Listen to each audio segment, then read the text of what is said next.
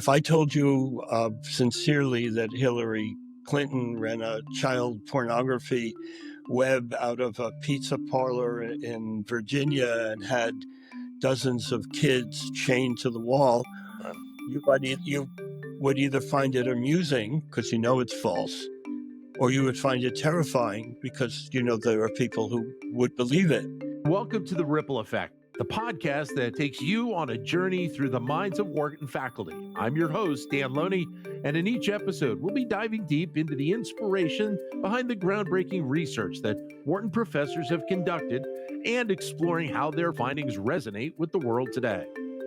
Well, there is really no doubt that we have seen social media platforms have to deal with growing levels of disinformation in recent years and on a wide range of topics. The reasons why this is occurring can obviously be political, can be profit-centered, and there are so many other reasons. But how can these issues of disinformation be dealt with? Pleasure to be joined by Eric Clements, who's professor of operations, information, and decisions here at the Wharton School, and he was part on new research on this topic earlier this year. Eric, always great to chat. How are you, sir? I'm okay. I'm missing a front tooth, so I hope I don't look too goofy for your audience. You're good. You're good, Eric. I'll try to avoid smiling. This is obviously such an important topic right now, but let me start with something that is noted right at the top of the research. And you talk about the component of campaigns and how much the concept of a campaign is really involved in much of these issues around disinformation. Yeah. One of the things that's interesting is how effective it is. Disinformation about climate change is easy.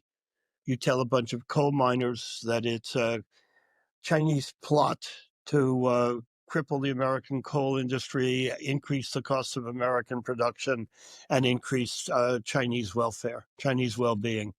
You tell someone who lives in a coastal community that just because somebody missed 7 foul shots, you don't trade him.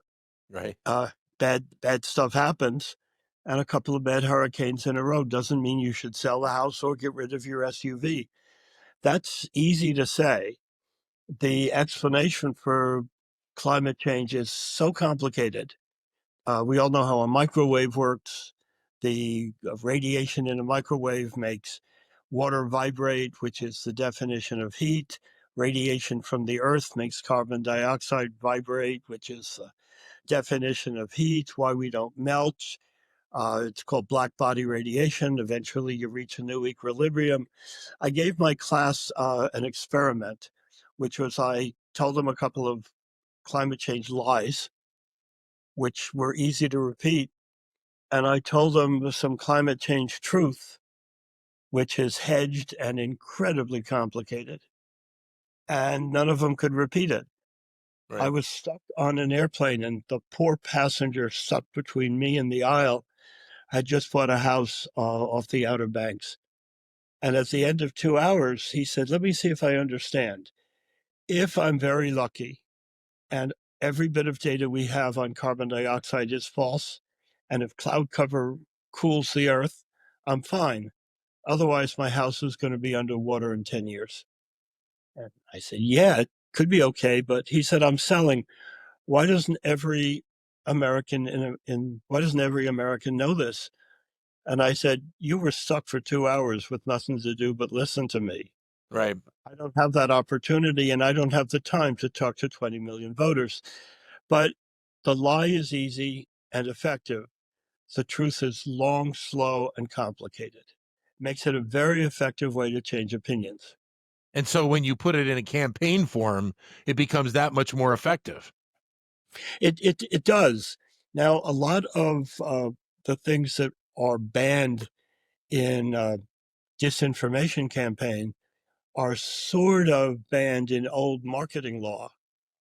But this is so complicated. It's moved so quickly. Platforms have so many exemptions.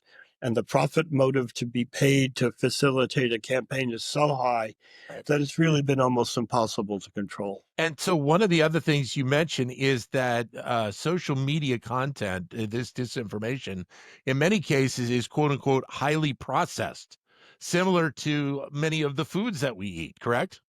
I love the analogy. We're finally understanding that highly processed food isn't the same as a balanced diet. And highly processed news isn't the same as an informed electorate. It's exactly right. And I should explain a little bit what highly processed means in the context of news. The first part is I know what you're inclined to believe. I know what you know. The amount of information available on every social media users is incredible. Recent studies have shown that social media models can predict the behavior of a user more accurately than their spouse. I mean, we know enough. And if we share that information with a highly motivated liar, let's leave US out of it and call it a North Korean troll factory, they can write stories that will appeal very closely to individual segments of the market without actually needing to violate any individual's privacy. So I now know enough to have highly processed lying, very effective, targeted lying.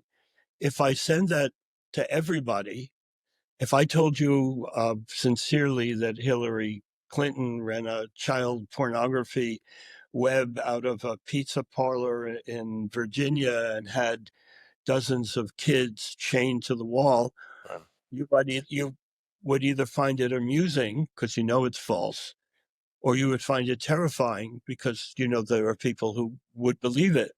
Highly processed news also goes to the people who want to believe it. So then how different then is news that people see on a social media platform from what we see on a network newscast or if we read it in a newspaper? That's changing a little bit since the Bush administration basically got rid of the FCC's fairness requirement. But still, if the New York Times runs a story, it has to be plausible to all of its readers. If readers find it preposterous, it loses its credibility, which destroys its value as a brand. Uh, in the case of social media, the social media's brand is entertainment. And as long as I show stuff that people find entertaining, I'm protecting and enhancing the brand. I'm not weakening it. So there's no penalty to Facebook or no penalty to Twitter for highly focused, highly targeted lying, whereas this would destroy the brand of the New York Times or, for that matter, NPR. So most broadcast channels attempt to have at least some element of universal plausibility. Even Fox News, which is about as biased as a network can be, even Fox News on their news programs, news segments, attempts a certain amount of reliability. Their editorials are a different story.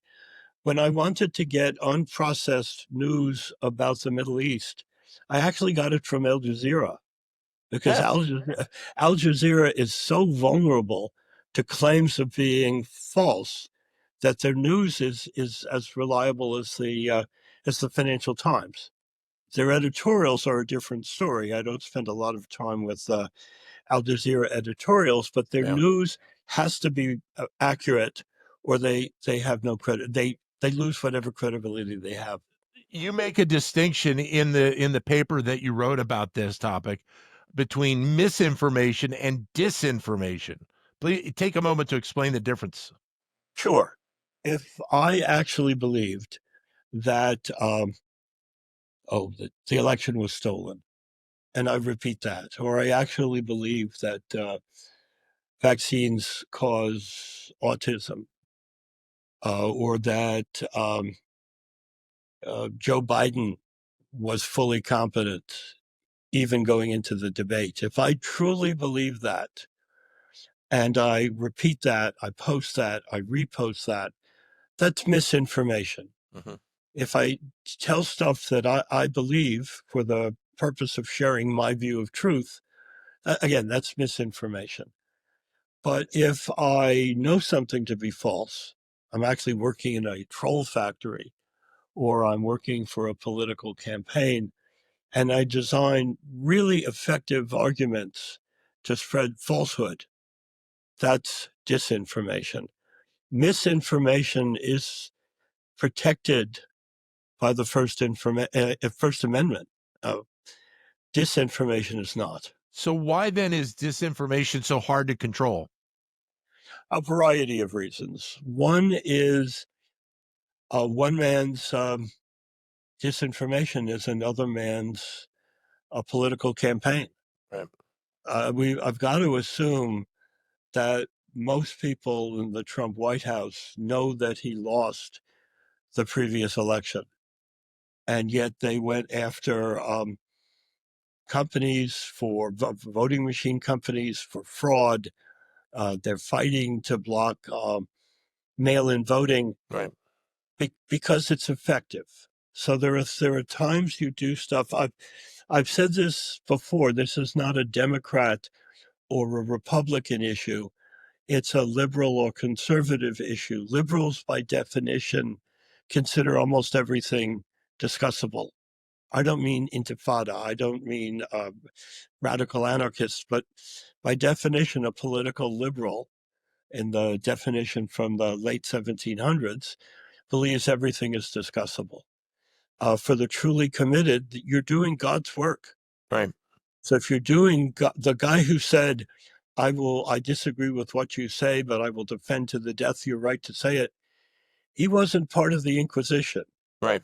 right? I mean, he wasn't doing God's work. Well, and as you bring up, the First Amendment obviously plays a very important role in this process of bringing a lot of this information to the forefront to begin with. It does.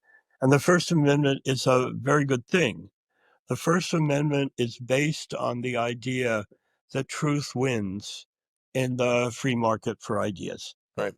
Similarly, trial by jury isn't perfect. The idea is both parties do their best. They hire the best attorneys.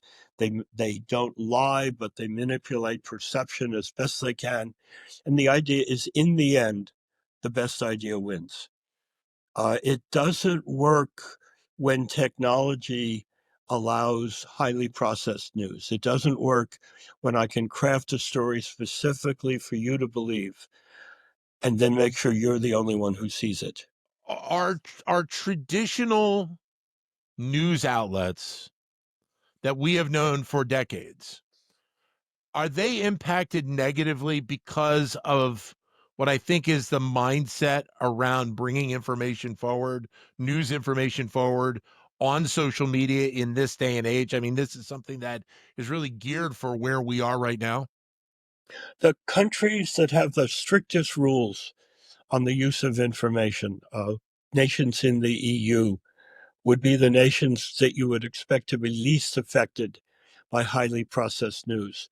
And 4 or 5 years ago, I met with the head of strategy for a traditional Danish broadcaster. And she showed that her market share in almost all areas had been reduced by about 75%. And she said her stories have to be true. They have to be the same for everyone. As soon as she starts varying what you see based on what you want to believe, she loses her license to broadcast. And she pointed out that social media is much more entertaining. There's been some research that shows that when we watch TV, we want to be entertained. Right. And we view social media as entertainment. Uh, there's a work by two famous Nobel laureate behavioral economists, Kahneman and Tversky. Kahneman pointed out that we have type 1 and type 2 thinking, Right. fast and slow.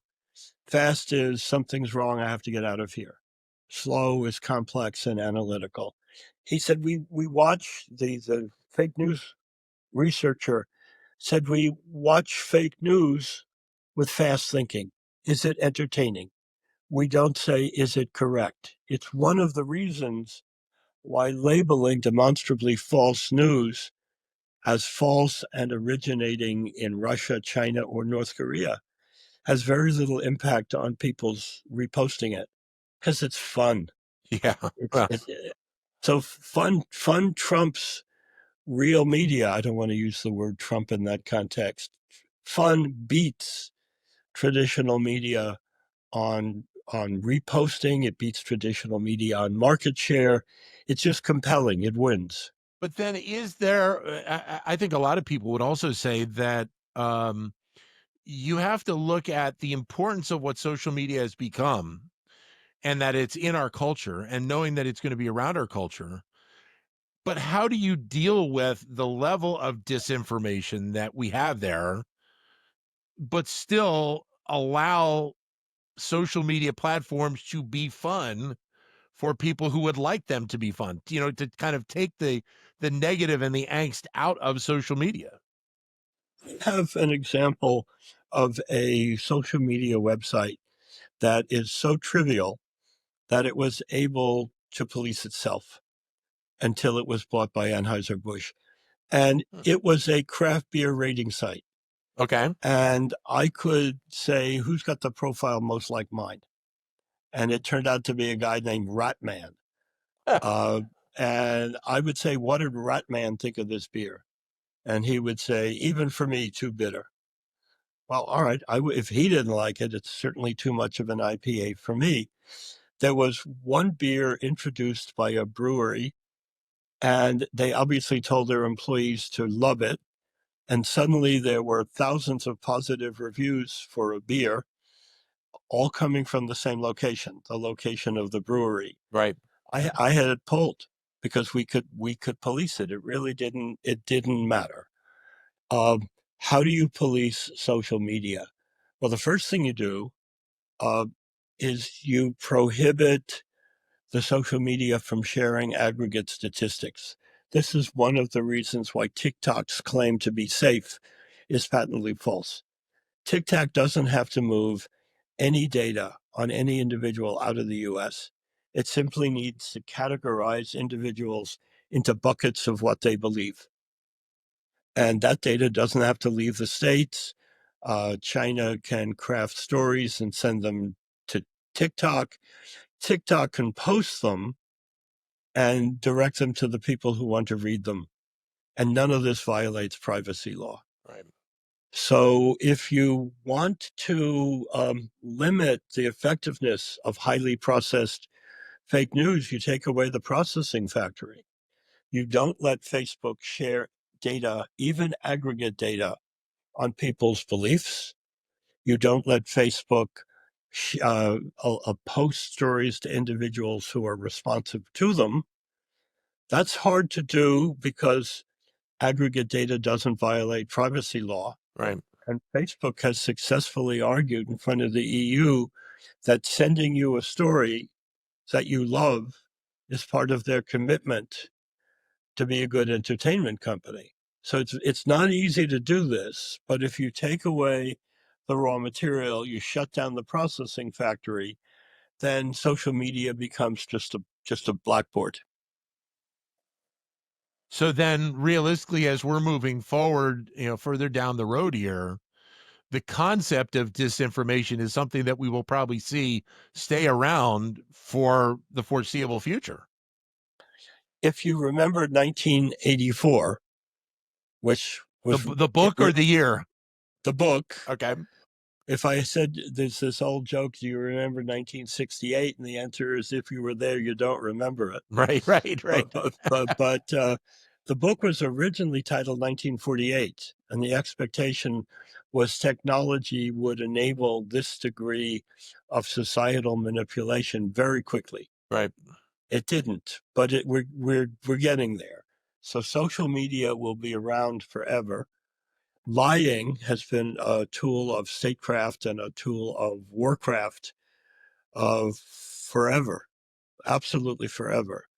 The difference is between traditional one-off lying which is highly effective only when a society is falling apart, and highly targeted lying, which works most of the time. Right. So we've got a society where there is a strong motivation to win. There are people who truly believe they're doing God's work, and they have the tools to manipulate. What we have to do, if we want to limit it without limiting free speech, is deprive the tools of the data needed to process, create, and direct the news.